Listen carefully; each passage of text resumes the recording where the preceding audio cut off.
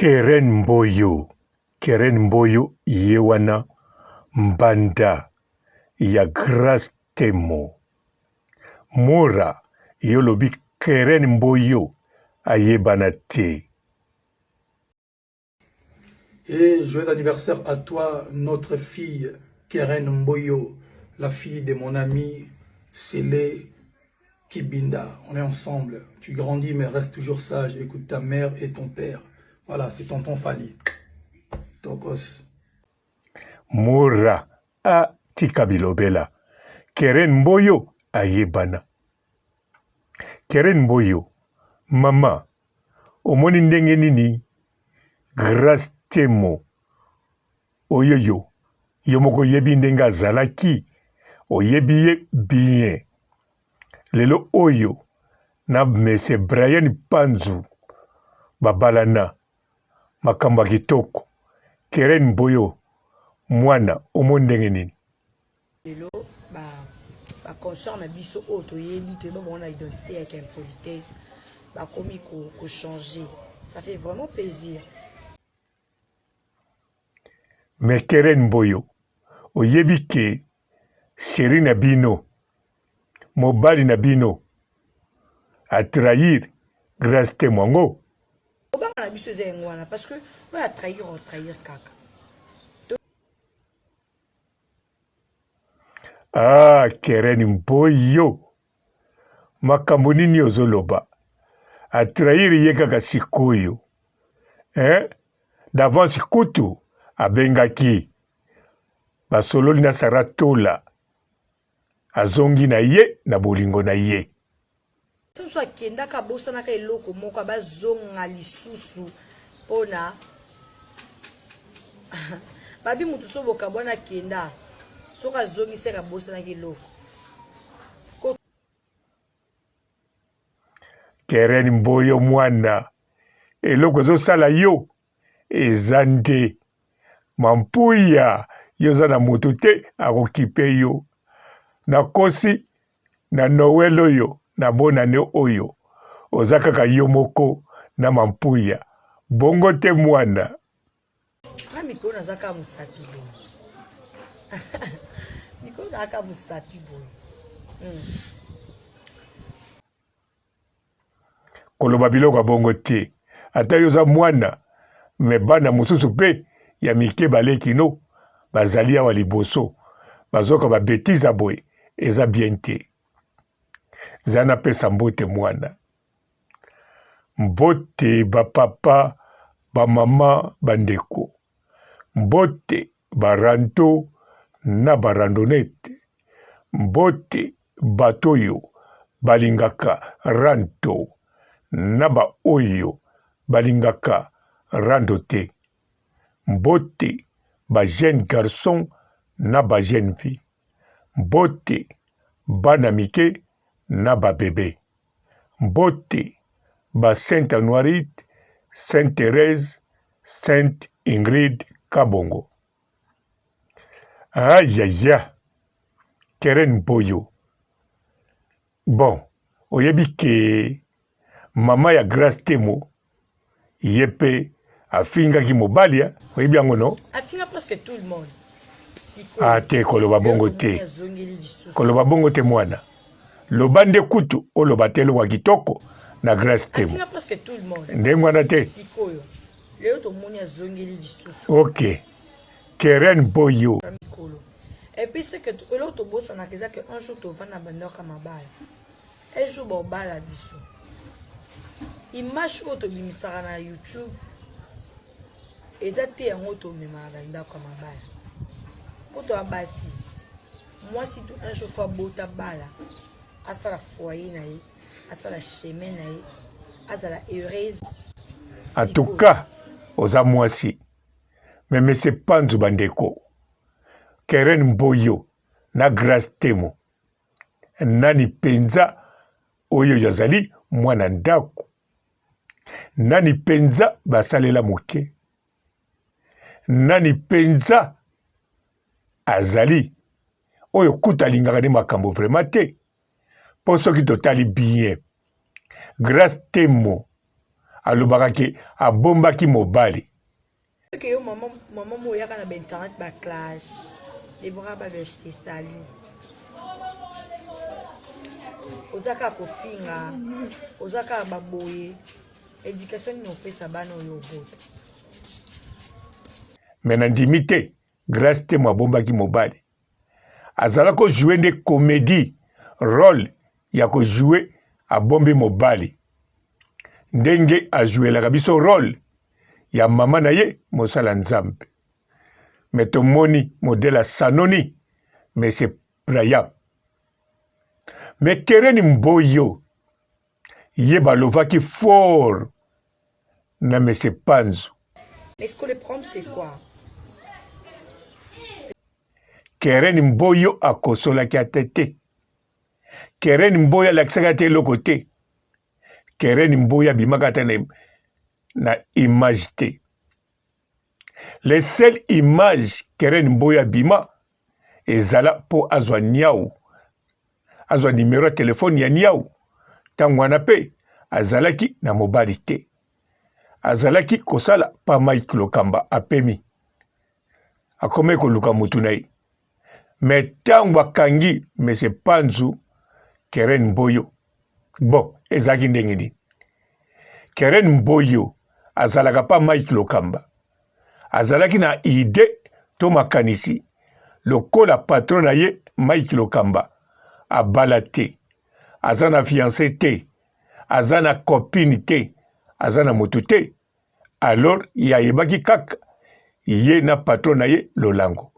Bakobalana lopete. Mais mwana na biso Keren Mboyo. Azeli. Mbula na mbula. Pamba. Mike Lokamba. Alobagata eloko moko te bolingo. Aza toujours célibataire, sans copine, sans fiancé. Keren Mboyo alobi te, tikana zela lisusu na elanga. Azeli elanga.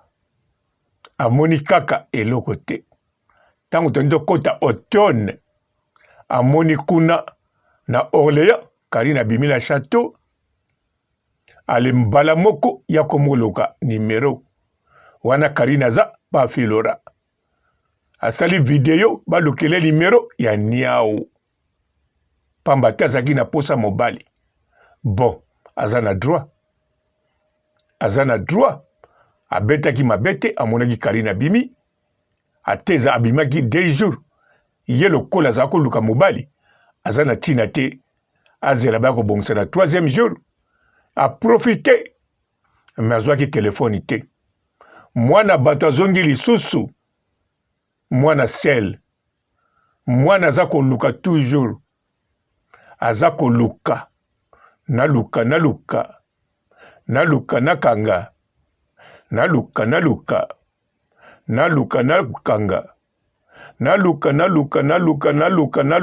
E akangie.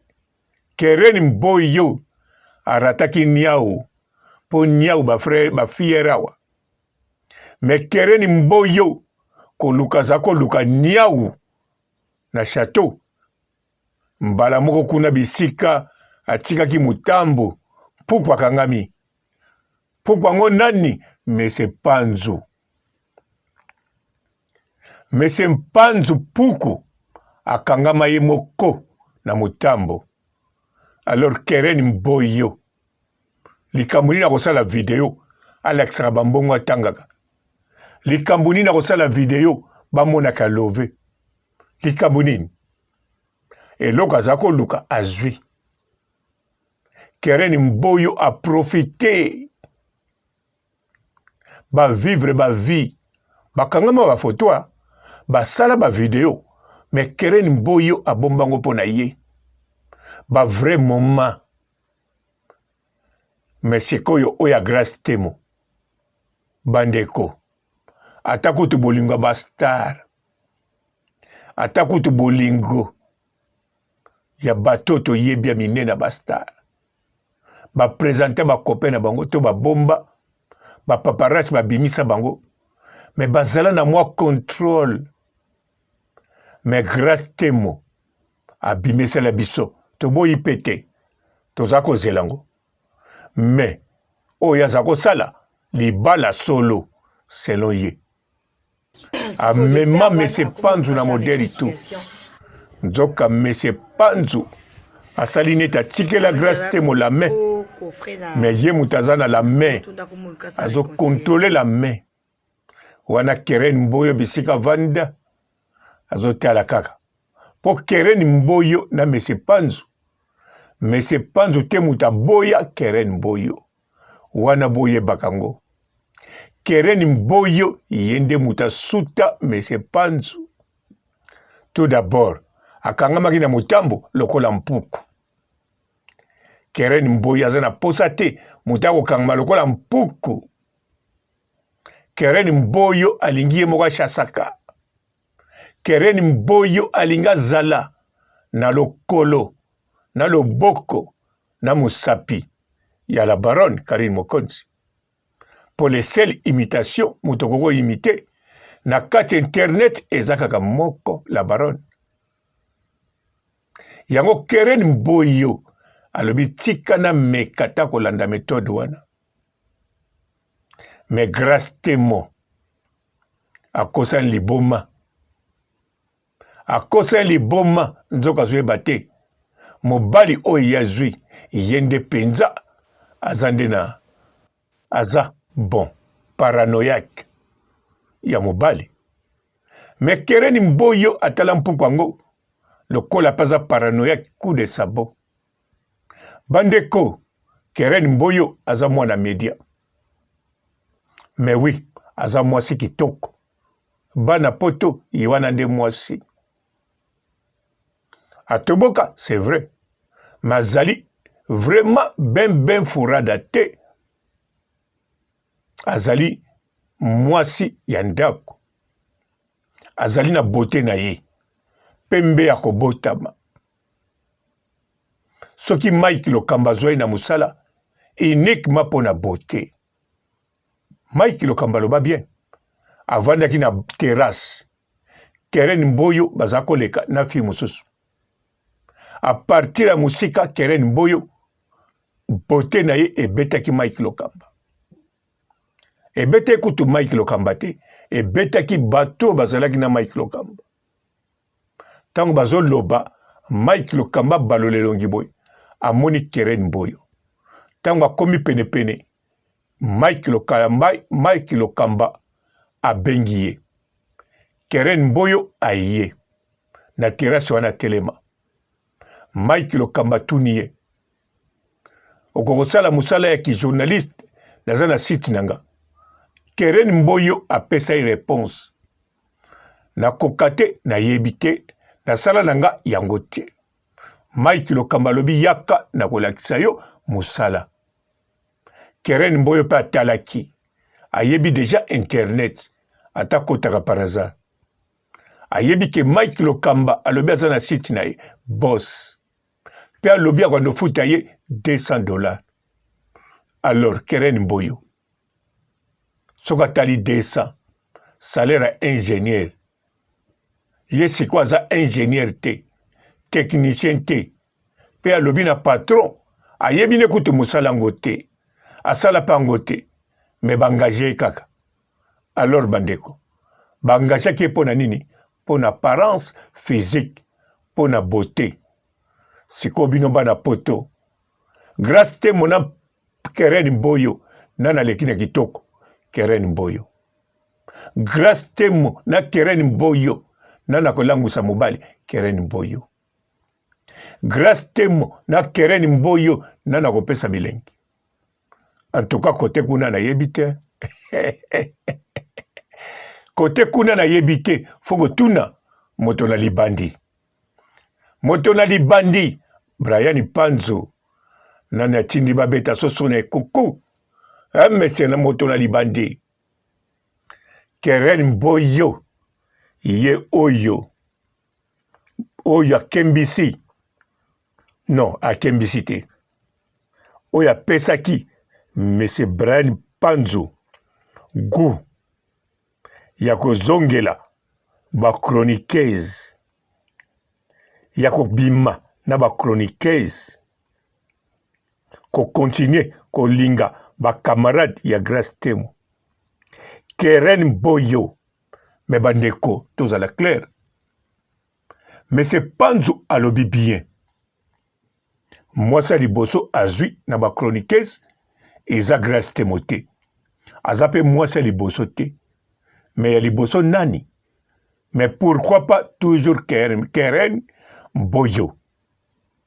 bandeko boye ba bien Keren Mboyo soka bombaka kabimaka na mibali pourquoi parce que Keren Mboyo tant Mike Lokamba azwaki na musala Mike Lokamba kanisaki Keren Mboyo azana 19 ans 18 ans 20 ans mais c'est que Keren Mboyo azalaki na 16 ans pour vous comprendre bien alors na 16 ans wana Keren Mboyo aninga ko signer na ye abimana Mike Lokamba donc elakisi Keren Mboyo ayekola déjà ko bomba basekele pona ko protéger mibali ata oboye me fois protéger yo po ezalate soki ndenge nini po yepe na oya kolinga azwa problème te po Keren Mboyo zoba azazoba te mwana wana na solola na ye mingi na telefone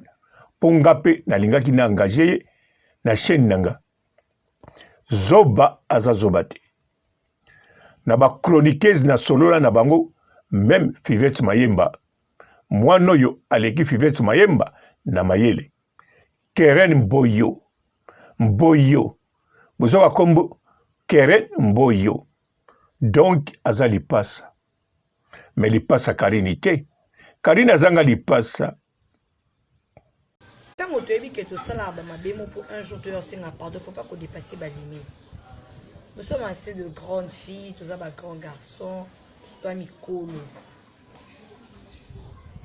bandeko ba bolingo likambo ya kitoko likambo nini le 1er février ti le 6 février toza na forum botunanga te soki nini ya kitoko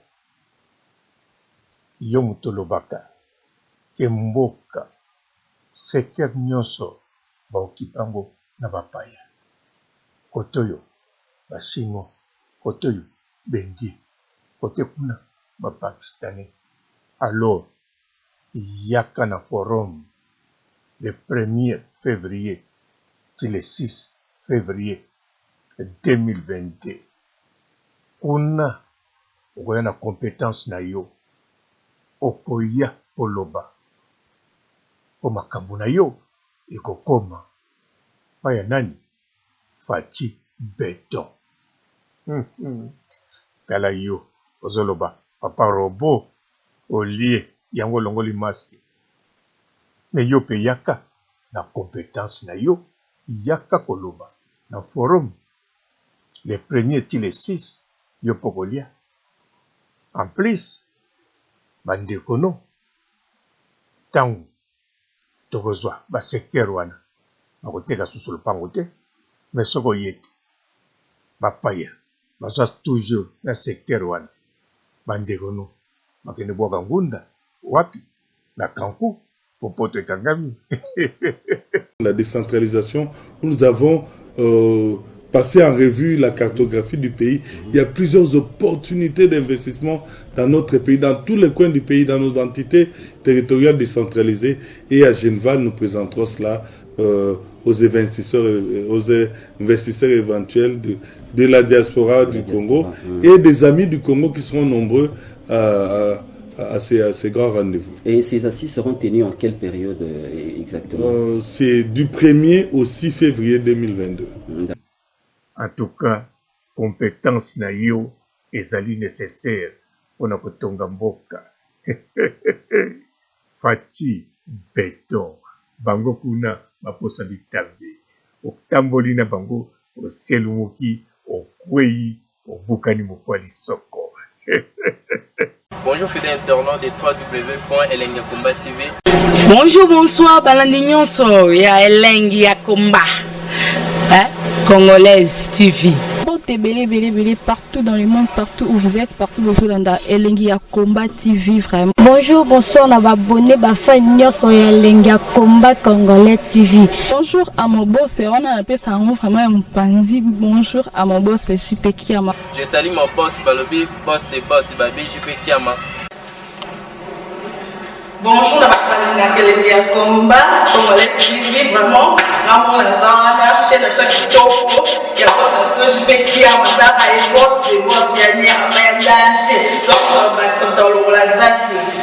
Il y a boss na biso JP Kiama. Nzambe na ngai. Ba boss bazali ba boss bazali.